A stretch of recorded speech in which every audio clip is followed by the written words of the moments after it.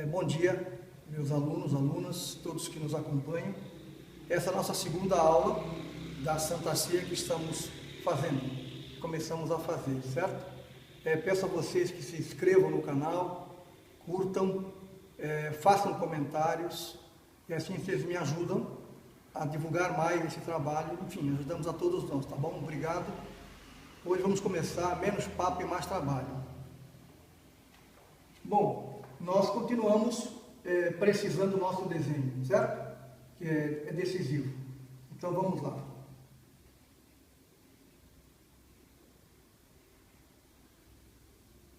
Muita atenção nos olhares. Como disse a vocês a outra vez, o chamado olhar místico, os olhares numa pintura com mais personagens como essa, sempre haverá uma direção de olhos, no caso a direção é para o Cristo. Então o artista tem que entender isso, essa construção do trabalho. O olhar não é morto ou neutro, ele está posicionado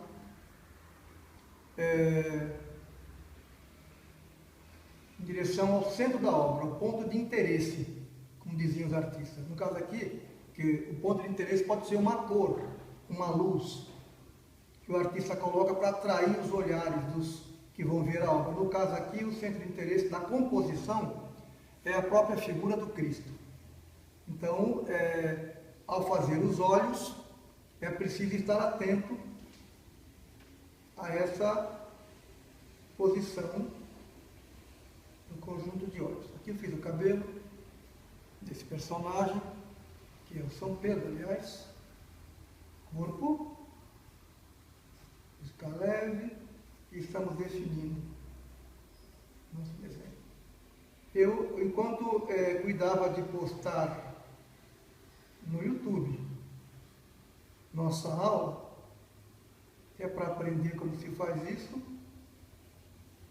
e como é uma Santa Ceia, vocês sabem como são as coisas. Apareceu lá, Santa Ceia, apareceu até um rapaz fazendo uma, bem assim no começo dos vídeos postados, e é a Santa Ceia de Juan de Juanes. É esta aqui, porque dá para ver que ele está fazendo esse coração aqui da pintura.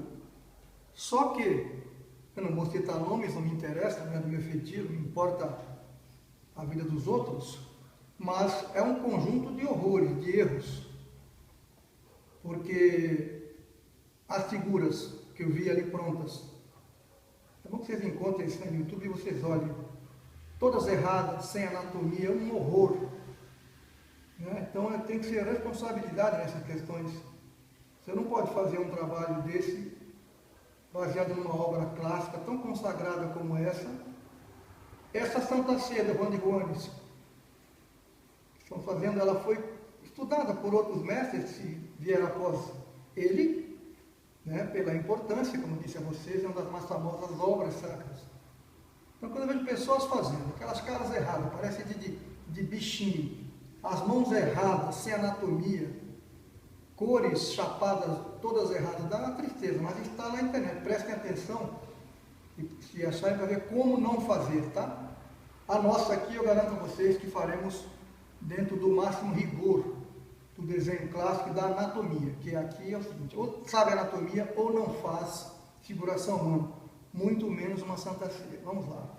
Pãozinho aqui na mesa. Faço as marquinhas dele. Vou para a figura do Cristo agora. Definir essa mão.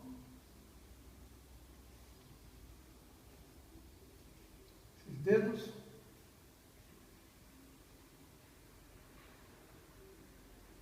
No filetamento, como nós falamos, estou repetindo a vocês, que é um trabalho de tinta, com pincel fino,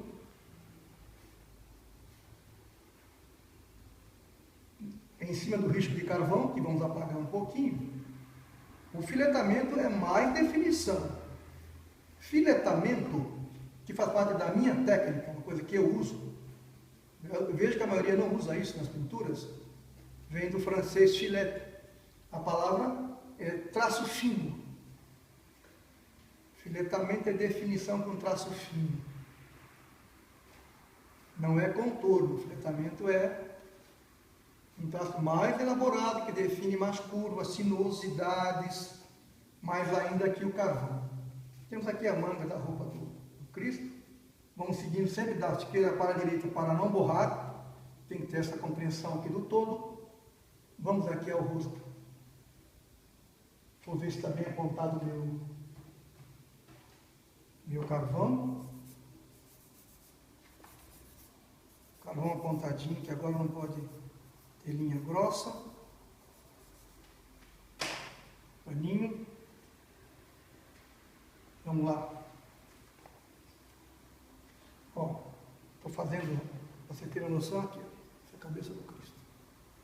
Vou alterar alguma coisinha, mas... Então vamos. Esta.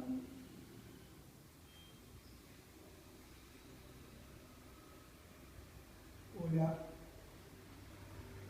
Caído, importante.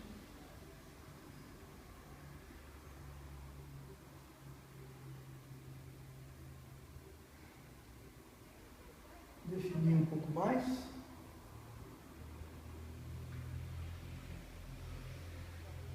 No que permite o carvão. Porque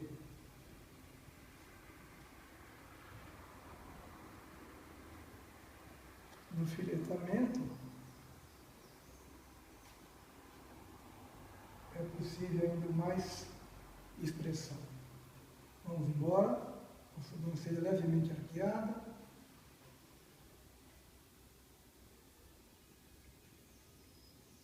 Marca o nariz.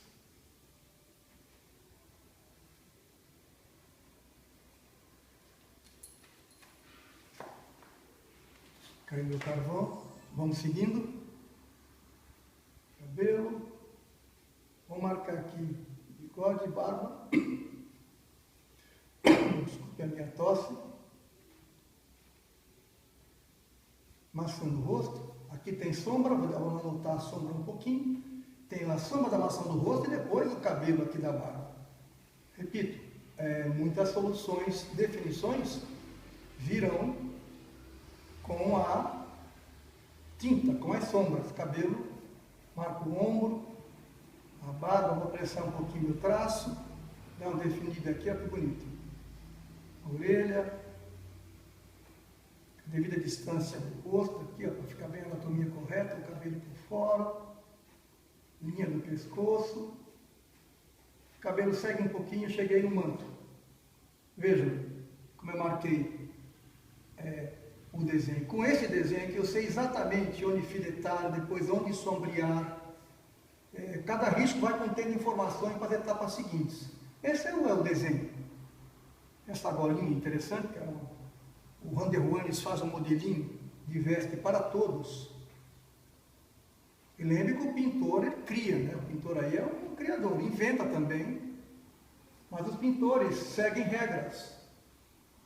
Disse a vocês já, estou repetindo, regras, códigos estéticos definidos, como fazer dobras, como fazer os joelhos das figuras do Cristo, dos santos com as dobras do pano, como fazer o menino Jesus no colo de Nossa Senhora. Todos tinham um código, desde o Renascimento, pós-Renascimento, vocês vão encontrar aquelas mesmas posições, porque não era uma coisa livre, a igreja forte regia todo esse processo de arte, de cultura, era poder, e os artistas se submetiam a esses códigos, que tinha a ver com o código canônico, certo? Nós vamos falar um pouquinho dessas questões nesse trabalho aqui ainda, sem cair na tentação de fazer debate de história da pintura ou da arte, mas vamos precisar situar para vocês algumas coisas nesse sentido. 4 dedos.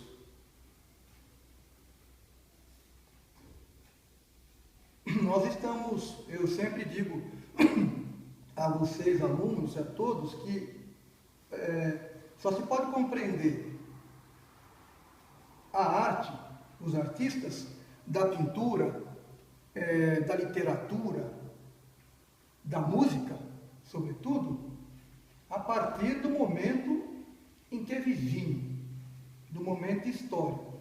Os artistas e suas obras não são pontos soltos no tempo, eles são produto de suas épocas. E para complicar a vida de quem estuda, eles próprios criavam seus próprios sistemas. Eu sempre digo que cada artista, portanto, é ele em si uma escola. Esses, então, do Renascimento, pós-Renascimento, os artistas da chamada Contra-Reforma, que eu já falo para vocês disso, eles criaram seus próprios códigos, combinados com, repito, com a igreja. Então, esses dedos juntinhos, apontados para cima do Cristo em muitos trabalhos, o modo de mostrar a face da mão do Cristo, tudo isso fazia parte dos códigos da época construídos pelos pintores, que iam fazendo o seu alfabeto, construindo a sua linguagem. Não é por isso que é complicado a gente estudar a história da arte. Primeiro,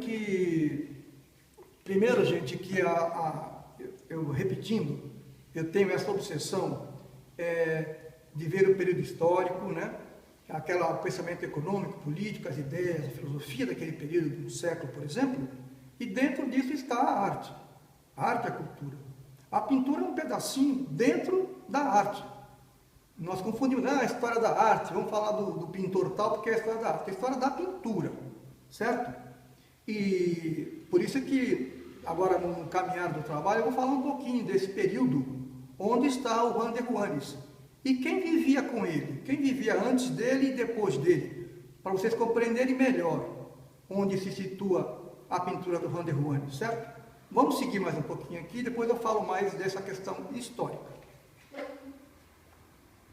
Bom, vou fazer aqui agora este cálice, uma peça importante, e essa bandeja. Aí tem que ter aqui uma linha definida, porque são peças geométricas. Vamos seguir aqui.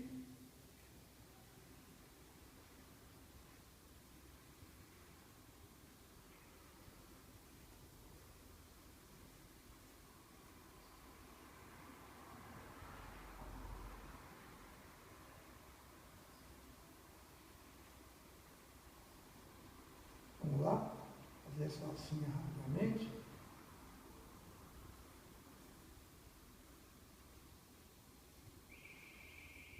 Simetria.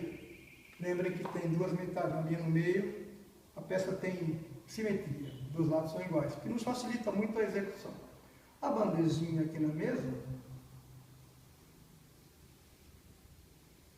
a linha fina, não precisa carregar muito nessa linha, quero que vocês vejam.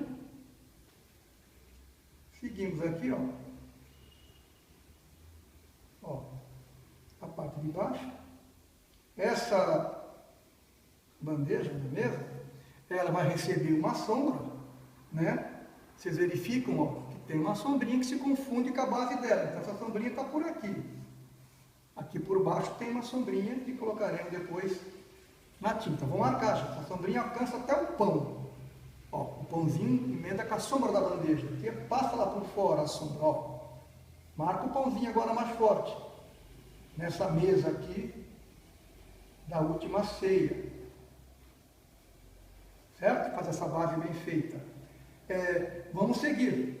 Trabalhar aqui esse arco que o Juan de Juanes colocou na cabeça do Cristo, a paisagem lá fora, que mostra, portanto, um caminho, no ar, no tempo, livre, aberto. Não é à toa isso, que esse universo de céu está atrás dele. E no mais não há nada, tudo fechado. Vamos marcar esses arcos, que na nossa pintura, na hora da tinta, vai receber um tratamento bem especial.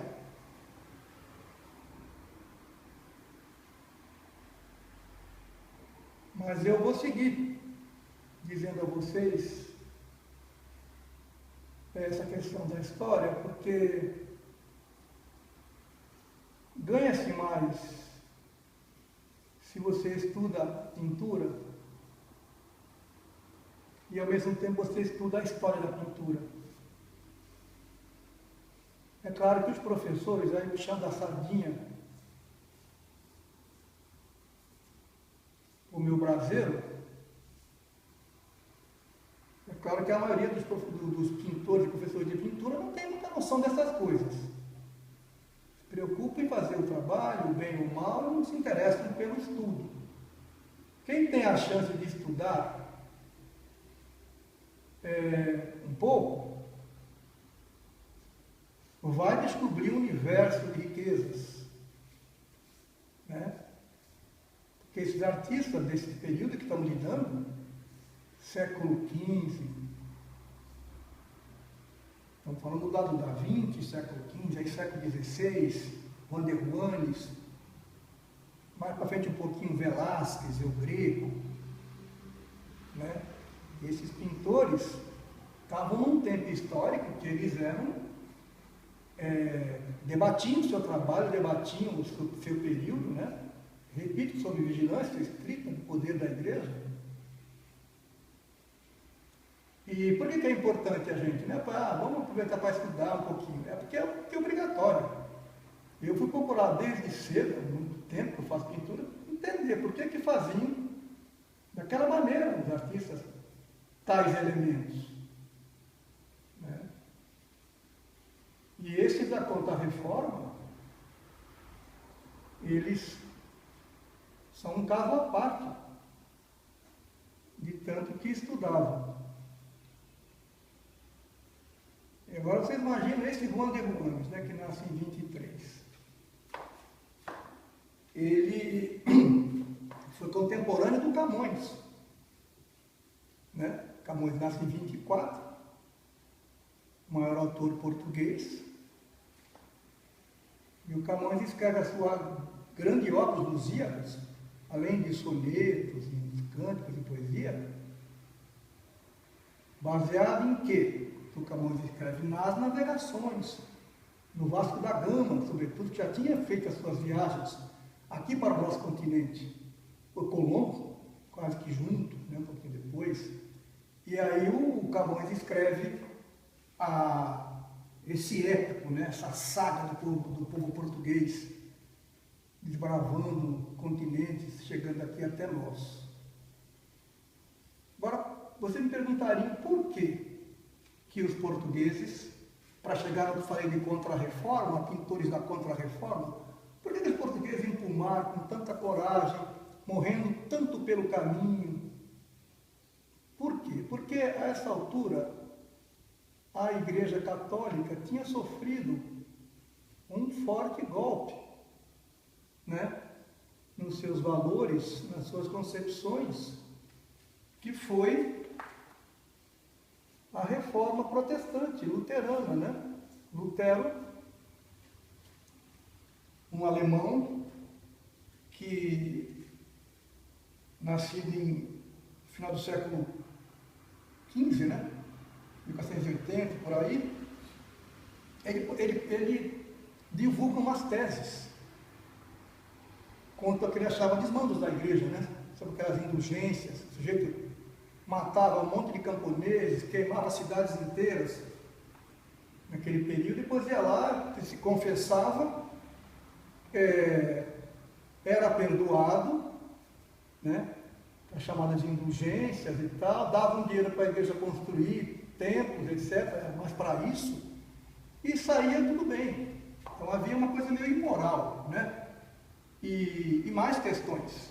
Então Lutero publica essas suas teses, e esse pensamento de corrigir a igreja pela ética, por uma nova moral, uma nova ordem, interfere profundamente na política da Europa e do mundo. A Igreja Católica perde muito espaço comercial, porque boa parte da Europa toda se envolve aceita o pensamento do Lutero. A igreja perde espaço. Havia também a questão dos muçulmanos, que dominavam as rotas comerciais da Europa, caminho lá para as Índias, para a seda. Então, vejam como é interessante. Aí, esses pintores que estamos lidando, como Juan de Juanes, os outros que seguem a ele, são pintores da chamada Contra-Reforma. Por que eu digo isso? E é fácil de entender. A igreja faz um esforço muito grande para voltar a ter terreno, voltar a falar com as pessoas. Faz um esforço de propaganda. Então, muitos pintores importantes se engajam nisso, chamado da igreja, para pintar de novo grandes cenas que emocionassem, que elevassem o espírito, que falassem da crença, da divindade. Então essa pintura muito linda da chamada Contra-Reforma, que o Juan de Juanes, que aqui estamos estudando, é um deles, é importante compreender. Portanto, que contexto que surge essa pintura? E por que eles escreviam e falavam de tudo isso? Porque eles estavam engajados nesse movimento da Contra-Reforma. Então eu chamo de movimento pintores da Contra-Reforma. Porque, só falando mais um pouquinho antes de voltar para a tela, o Lutero, nas suas reformas, ele retira uma série de coisas. Ele achava que não tinha que ter santos, mediadores entre eu e Deus. Então ele retira tudo isso. Ele deixa só o Cristo. A mediação entre eu e Deus é o Cristo. Então ele não queria que colocasse imagem de santos, de santas, aquelas penitências, o cara fazia penitência para pagar os pecados. Retira esses sacramentos todos, basicamente. E a pintura, portanto, fica morta, digamos assim. E aí a igreja se movimenta, faz encontro, concílio de Trento, outras coisas, e pede aos pintores que retomem esse universo de imagem, de formas mais bonitas, mais propagandísticas da igreja, né? Então os pintores forçam a barra nisso, certo? Voltemos aqui à tela. Então esses pintores que trabalham com a beleza, com a luz, é para retomar a pintura reagindo a essas posições do Lutero, essa coisa do protestantismo, porque houve protesto de grupos na Alemanha a favor do Lutero e contra as posições papais da igreja, daí muito protestantes. E eles escrevem muito, né? Esse aqui, o Juan de Juanes e o El Greco, que o segue, eles são contra, eles acham que tem que ter todas essas cenas de sacrifício, do Cristo na cruz, que os santos são importantes como mediação. Então a pintura daqui para frente, repito, a pedido da igreja, vai retomar tudo isso, né? Então a beleza de luzes e cores, paleta de cores rica como essa dos outros que seguiram o Juan de Juanes, para voltar a dar essa elevação das pessoas quando virem, compreende?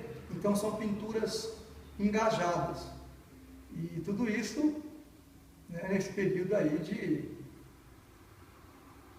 de saída para o mundo, né, em busca de terra, de novos adeptos. Então eles estão em torno disso. Veja, outra coisa importante, esse pintor aqui, Juan de Juanes, ele surge após a morte. O Da Vinci tinha morrido um pouquinho antes. Ele conhecia a obra do Da Vinci, viajava, ele estudava o Michelangelo, chegou a fazer estudos, cópias do Michelangelo, que morre um pouquinho depois. Veja, ele está no centro de dois gigantes do Renascimento, né? O Da Vinci e o Michelangelo. Ele critica, inclusive, o Michelangelo, porque ele considera que o Michelangelo ainda não fazia aquela obra de devoção profundamente dedicada aos símbolos religiosos, aos céus, aos santos. Ele achou que o Michelangelo humanizou demais, que as figuras do Michelangelo eram muito humanizadas, pareciam uma cena de cotidiano. Então ele e outros vão tirando isso, criando luzes, até deformando as figuras para ficar tudo no campo da mística, dirigido aos céus, etc. Então vejam, nós citamos aqui as viagens para a descoberta dos continentes, as invasões, melhor dizendo. Falamos do Camões, que escreveu a partir do Vasco da Gama, que a igreja financiou, patrocinou viagem porque precisava de poder, de terra, de dinheiro, né? E isso se expressou na arte. Então vejam uma coisa, nós aqui, se a gente não estudasse isso, nós pensaríamos que a pintura desses indivíduos, desses artistas, Juan de Juanes, El Greco, Velázquez, Murilo, Paiol e outros, que foi de um acaso que saiu, que estava um dia no ateliê, resolveram botar luzes diferentes, trabalhar os olhares, porque decidiram numa bela manhã. Não. Eles estavam num processo de retomar a fé, as crenças, né? Essa sedução do divino.